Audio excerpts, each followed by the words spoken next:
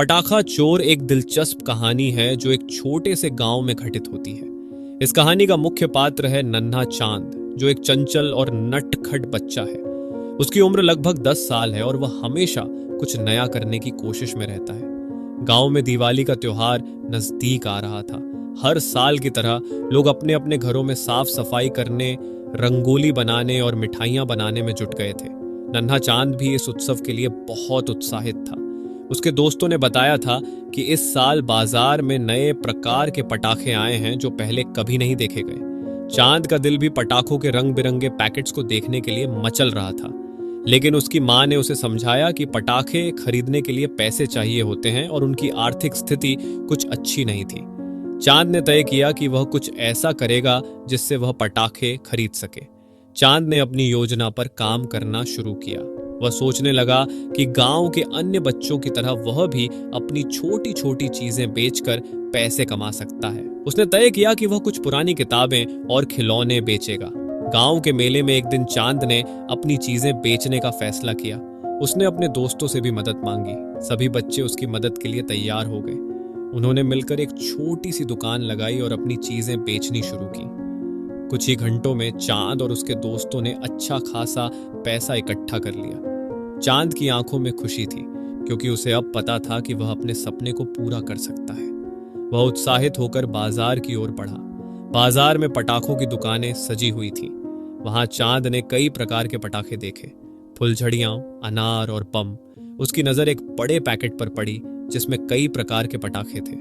चांद ने सोचा, अगर मैं ये पैकेट खरीद लूं तो मैं अपने दोस्तों के साथ बहुत मजा करूंगा। जब चांद ने दुकान के मालिक से पूछा कि उस पैकेट की कीमत क्या है, तो उसने बताया कि वह बहुत महंगा है। चांद की उम्मीदें चूर हो गईं। तभी उसे एक विचार आया। उसने अपने दोस्तों से कहा, क्यों ना हम कुछ पटाखे चुराने की योजना बनाएं? सभी बच्चे थोड़ा डर गए, लेकिन चांद ने उन्हें समझाया कि यह सिर्फ मजे के लिए होगा। वह रात में एक बार फिर से बाजार गया।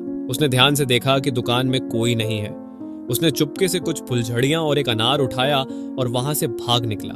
लेकिन उसे पता नहीं था कि इस चोराई का क्या अंजाम होगा।